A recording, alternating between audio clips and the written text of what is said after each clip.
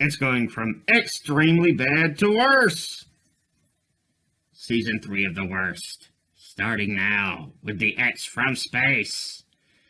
Overall design 4 flushes. Monster effects 4 flushes. Practical and special effects 3 flushes. Cinematography and acting 4 flushes. Yeah, 4.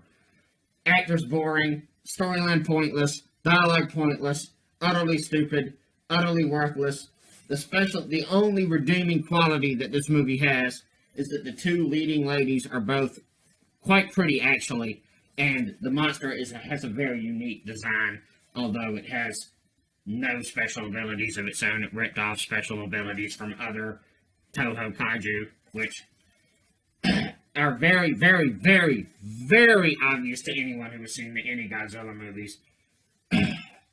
But the creature I don't know what's worse, the creature or the just so utterly boring. I just had to force myself to watch this movie. It was so utterly boring that I had to literally force myself to watch this movie. Force myself. It's just I couldn't bear to even go around it without all the protective gear. You see. It's that bad. It's physically not safe for you to go around this movie without protective gear on.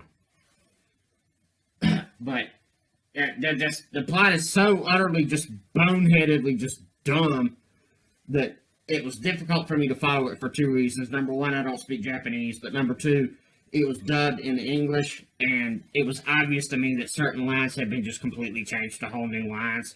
So I'm kind of unclear on certain very specific aspects of the plot, but basically, what you need to know is, number one, this movie is an absolute utter stink bomb of extreme proportions, and that it is not even close to worth a penny. Its monster is so weak and just pathetic that even though it doesn't really get killed by planes and tanks from Japan's army, they have an effect on its behavior, and their shots do cause it some discernible injuries. Which, in the world of Godzilla, if you put this creature up against any Godzilla opponent, Ibira, one of the weakest monsters in the whole Godzilla series, Ibira, would easily defeat this creature. That's how we can just utterly beyond pathetic this movie was. And they tried to leave it open for a sequel, but why would you want a sequel to that? I mean, just like, why? That's like, let's make a sequel to Chernobyl. I don't get it. I don't understand it. I don't understand why anyone would watch it. I mean, it was 1967.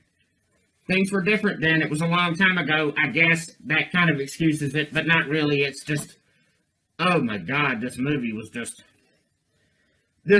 made me want to launch myself in a rocket towards the sun at maximum warp. Just hit me into the sun, blow me up, put me out of my misery. The end, period. The end, period. That's what I wanted to do when I had to force it. Within 4 minutes of starting this movie, I was already contemplating the flight path of a rocket to take myself into the sun. It was that bad. Within 4 minutes, I was considering throwing myself into the sun. Consider that.